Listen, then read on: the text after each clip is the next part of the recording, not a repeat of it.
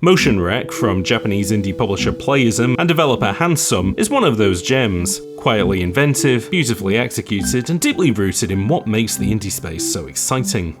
The game feels like a spiritual successor to the era of XBLA puzzle platformers, although visually its minimalist aesthetic recalls the 1-bit display of the Playdate. Fittingly, MotionRec was first prototyped on the Pico 8 before growing into a more fleshed out release, and the result is an absolute joy to play.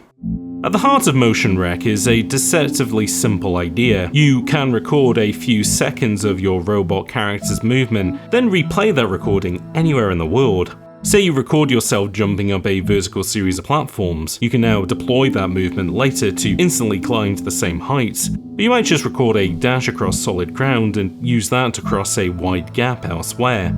What makes it even more interesting is that the world freezes while the recording plays, platforms stay in place and buttons remain pressed, turning each level into a spatial puzzle where you're not just solving challenges in real time, but figuring out how to pre-record the solution. It's a brilliant mechanic, and even more impressive is how intuitively it's introduced. There's no dialogue or written tutorial, just a couple of illustrated button prompts, and from there you're off. It's an elegant approach to onboarding and a great example of how thoughtful design can bridge language barriers, especially for a developer working outside English-speaking markets.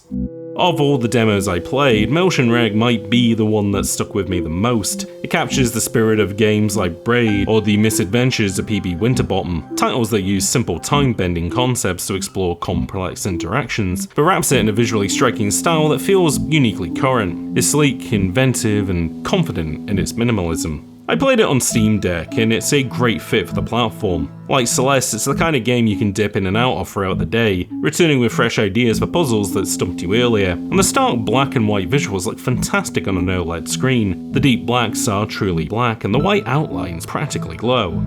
Honestly, I'd love to see MotionRec bundled in a hypothetical 1-bit classics collection alongside games like Minute, as a celebration at how much creativity can come from working within visual constraints. MotionRec then is a standout and a clear highlight of this next fest.